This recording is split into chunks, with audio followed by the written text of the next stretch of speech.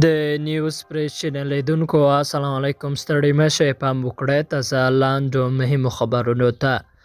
پاکستان کې واقع د لومړي وزیر عمران خان پاتې کېدو هیلې یو بل ګزار خوړلی. داسې حال کې چې د واکمن تحریک انصاف ګوند مهم ائتلافي ملګري MQIM یا متحده قومي غورځنګ یې له ملاتړ لاس واخیستی او وايي د مخالفو ګوندونو له ټولوالي سره ملګری شوی دی.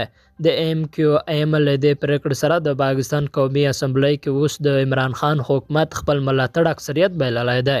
له دې تازه پرمختیا سره ټاکل شوی عمران خان نن وینا وکړې د پر وړاندې د نه باور پرېکړه لیک پر وړاندیز باسبا قومي اسمبلۍ کې بحث کیږي. د افغانستان لپاره د امریکا ځانګړی استازی د چین جوړیدونکې غونډه کې ګډون کوي. چین وایي چې د افغانستان لپاره د امریکا ځانګړی استازی ټام میست په هغه غونډه کې ګډون وکړي چې د چهارشنبې او پنجشنبې په ورځو په دې هیواد کې جوړیږي. د چین د بهرنیو چارو وزارت ویان د وانګ یي نن په یوه خبري کنفرانس کې دا خبر ورکړ. د غونډې ته چې د چین په تونزي ښار کې په پام کې ده د افغانستان د ګاونډیو هیوادونو د بهرنیو چارو وزیران بلل شوي او مشري به د چین د بهرنیو چارو وزیر وانګ یي وکړي. او کونړ کې د ناپېژانده وسلوالو په ډزو کې یو تن وژل شوی او بل ټپېدی. د کونړ ولایت د مڼوګي ولسوالۍ په مرکز ننګلام کې تېر ماخوستن د ناپېژانده وسلوالو په ډزو کې یو تن وژل شوی او بل ټپېدی.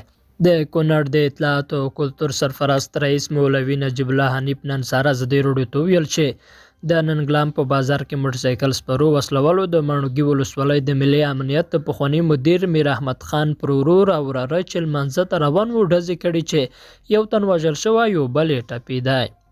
درنو لیدونکو له ملتیا مو مننه.